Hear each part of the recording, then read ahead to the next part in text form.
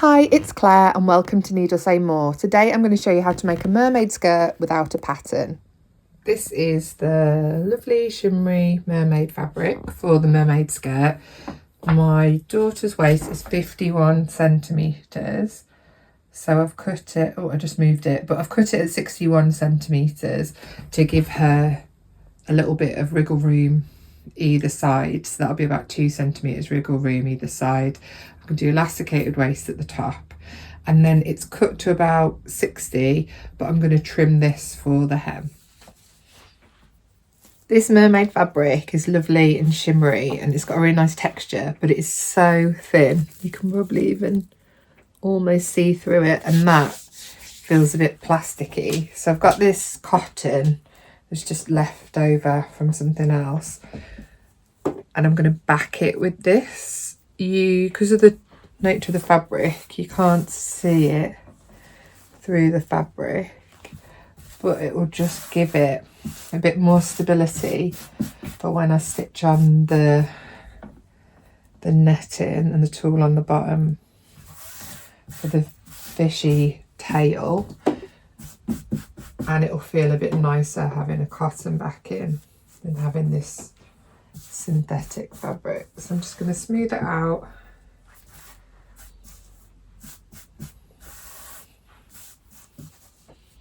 Then I'm going to pin it into place. So I'm going to put pins in the corners, a couple on the side, and I'm putting the pin towards the raw edge so that I can sew quite close before I have to remove the pin. Then I'm going to cut it to size so that I can sew around it and make it a double layer. When the two fabrics are securely pinned together, and you may find, because it's quite a slippery fabric, that you need more pins than expected, you can trim around the outside to make the backing fabric the exact same size as the mermaid fabric that you're using at the front. So I'm just going to neatly trim all four edges and then prep it ready to be base stitched together on the sewing machine. I'm going to sew around the edge of the fabric about 1/2 centimetre in to connect the two fabrics to give this backing. Where it's a bit frayed here, I'm not going to worry too much about that because I will overlock all the edges at a later stage. This is just to hold the two layers together.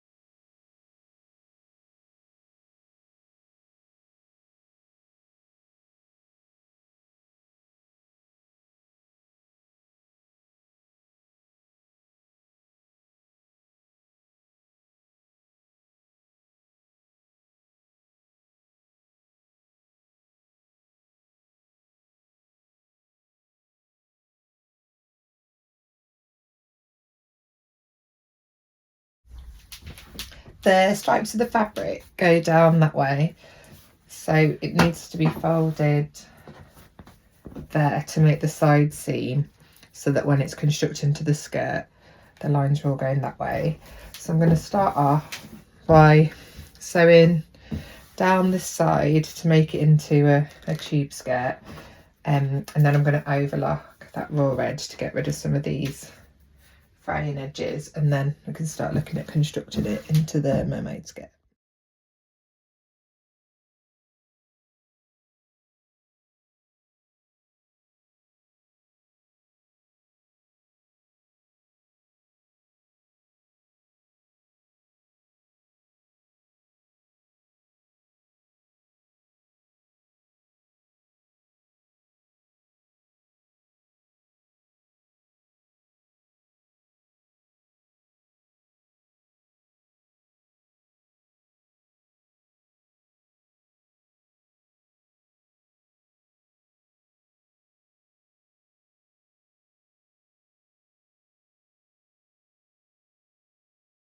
I've done a plain seam along the side to make it into a kind of tube skirt, which I've then overlocked. I've also overlocked the top in a big circle, so this will be where the waistband goes. So if I turn it out, you can see the skirt is starting to take shape. I've just left it at the bottom because we're going to cut into that in a minute. I'm going to lay it on my cutting mat and just adjust so you can see. So I'm going to need to cut off the bottom of the skirt. I'm going to leave about 9 centimetres at the top as a casing for the elastic. So if I just put a pin at 9 centimetres.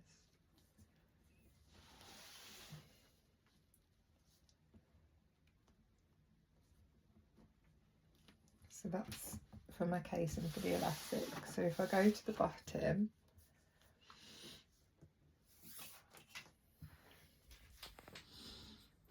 so here's going to be the top. So I've left 9 centimetres and put a pin for my casing for the elastic. Then I want it 36 centimetres to her knee. So I'm going to measure 36 and put a pin. And then in the middle, I want it 45 to where I want the point. So I'm going to put a pin at 45. So this is my skirt. I've left 9 centimetres at the top for the casing. From her waist to her knee is 36, which is this measurement here. And then from where I want the point to, from her waist to there, is 46. So I'm going to cut a diagonal line like that with my quilting ruler, but I just need to make sure I'm finding the middle of the skirt, so that point's right in the middle. So I'm going to line up the side seam there, make sure it's really taut, then I'm going to fold it in half like that and put a pin, so I know that that is the middle.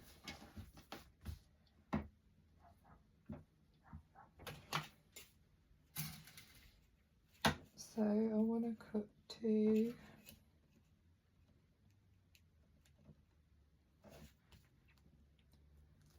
from there upwards.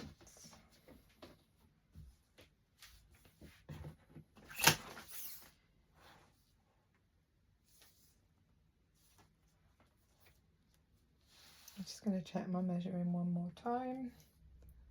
Measure twice, cut once.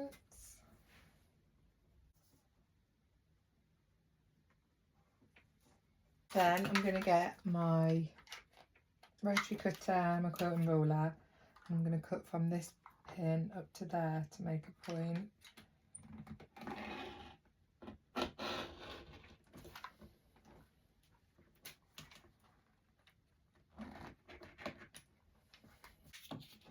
This pin down to there.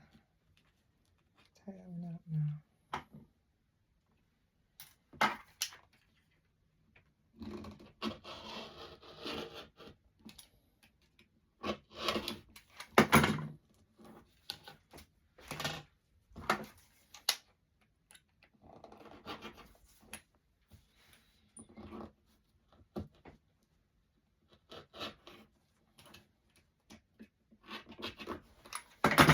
So that has created the point for our mermaid's tail. Now that that's cut, I'm going to go back inside and I'm going to reverse stitch that seam so it doesn't come undone, and I'm going to stitch this double layer together to stop it coming apart when I attach the mesh and the netting.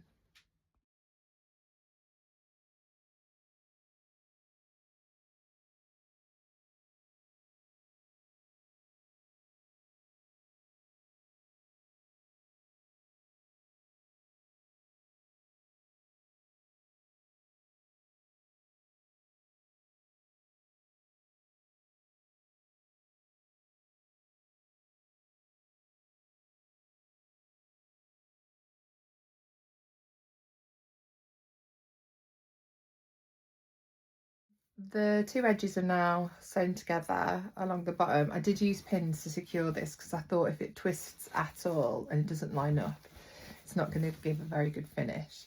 So you can see that the skirt's starting to come together. I'm going to overlock that edge to reinforce it.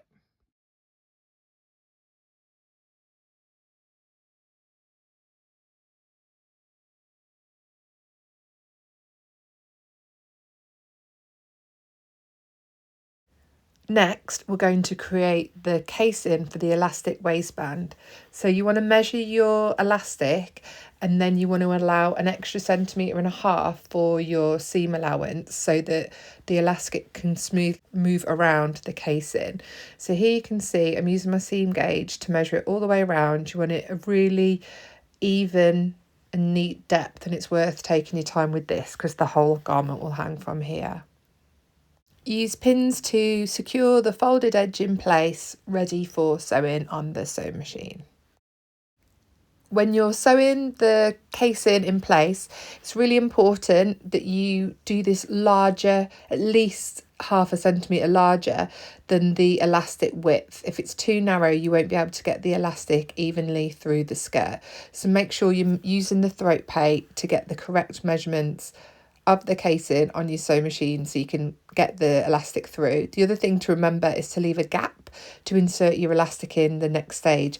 So leaving a gap of about 5 or 6 centimetres is really helpful for the next step. Once it's been sewn into place, check the casing that you're happy with all the stitching, and then you're ready to insert your elastic into the gap. Elastic should be the waist measurement plus 6 centimetres to give you enough to overlap and secure together. I like to use a safety pin with a little tiny bit of washi tape wrapped around the closure, and I insert this into the casing through the gap we left in the last stage and push it all the way around. Having the little bit of washing tape around the closure stops it popping open when you're pushing it through. I also like to secure the opposite end without the safety pin on with a pin, so you know that you're not going to pull the elastic all the way through. So when you get back to the start, you can connect the end that's pinned to the side seam with the end that has the safety pin with the washi tape. So you can see here the two ends are coming together now. So if you remove the washi tape, it normally comes off without leaving a sticky residue. You can overlap these two, ensuring that the elastic isn't twisted at any point in the waistband. So this is our 6 centimetre overlap we talked about before. So it should be 3 centimetres on each side. Next, on your sewing machine, you're going to sew a rectangle with an X in the middle, and this is going to give a really strong join and prevent your elastic from popping open at any point, because children can move around quite a lot, so it needs to be really secure. I'd also recommend, because this is for children's clothes and it's on elastic, using a stretch stitch to do this stitch so that it's really strong.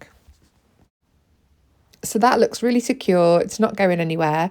So now you can pull the elastic through into the waistband, smooth it out to make sure it's got even gathers all the way around, and then you can close the gap that we left to put the elastic through the casing, so the waistband can be completely finished now. Remembering to reverse stitch at either end and remove any loose threads. To reinforce the elastic and stop it twisting at any point and can keep it really flat, you can stitch in the ditch on the two side seams to stop it twisting, and this will just hold the elastic upwards so that it can't move when it's being worn. Now for the really exciting bit, we're going to attach the net to the V at the bottom of the skirt. Ordinarily, if I was doing something like this, I'd want to gather the fabric, but if you've ever tried to gather on netting or tulle, it just pulls through. Your gather stitch will just pull through and it's really difficult. So what I like to do, and you can probably see my hands doing this in the video, is I like to do little tiny pleats with my hands as I go round. So I do a couple of little pleats, sew over them, add a couple more pleats, sew over them. Now this could be a really lengthy process if you were doing a huge garment, because this is just a small mermaid's tail. It isn't actually that time consuming, and once you've done it a few times you get into a bit of a rhythm with it. So sew a little bit, pleat it and almost push it under the foot and use the foot to keep the pleats in place. You want them fairly even, but again, if it's not 100% even, it's not that noticeable when it's being worn. So I've used this thick mesh looking netting for the top, and then I'm going to use a softer light green tulle for the bottom. You can see that I've got to an overlap here where I've run out of one piece and I'm ready to use the next. I just cut off the end of the netting because sometimes it can be a bit thick and almost the selvage edge of the fabric can have a thicker edge and it can stand out a bit. So I wanted the join to be totally invisible once it was worn. So I've just cut off both ends, and then I'm just going to leave probably a 2 or 3 centimetre overlap so you can't see the join, and then continue all the way round. The more you pleat and gather this as you attach it to the skirt, the more volume you'll create at the bottom of the skirt. Once you've gone and done a couple of stitches, you'll be able to see what it looks like, and then you can decide if you want to make it more voluminous or less voluminous. I chose to put the soft light green tulle underneath the silver netting. So the silver netting looked really good and really shimmery, and it was really rigid and created a really nice shape at the bottom of the skirt. But I thought that it might be a bit scratchy next to their skin, so I wanted something softer underneath to go next to them. So this is tutu netting and it's much softer, but I thought it'd also add structure to the silver netting. So I think it was 2 or 3 rows of this underneath the silver. Again, how many rows you do depends on how much you pleat it and gather it as you put it in. You may do 1 really gathered layer, you may do 2 semi-gathered layers, or you might just keep going until you're at a point that you're happy with. As with before, you want to keep the pleating and the gathering as consistent as you can all the way around, but it won't be that noticeable if some bits it's a bit more gathered than others when the skirt's actually on and being worn. So be as careful as you can, but don't panic too much if it's not completely even, because once you take it out of the machine and fluff it up, it'll look much better than you're imagining it would. I didn't mention this before with the silver netting, but it's important to sew it right sides facing. So the netting, the structure of the netting is almost going upwards across the skirt, and this will give you more volume and more structure because the seam allowance and the seam will almost push the netting out. If you do it downwards, it'll be a much flatter look. So I'd recommend it doing right sides facing as in the video. So here it is, the finished skirt, so shimmery, with the lovely mermaid fabric and then the shimmery net and all the tulle underneath. It's got loads of volume, perfect for any little mermaid.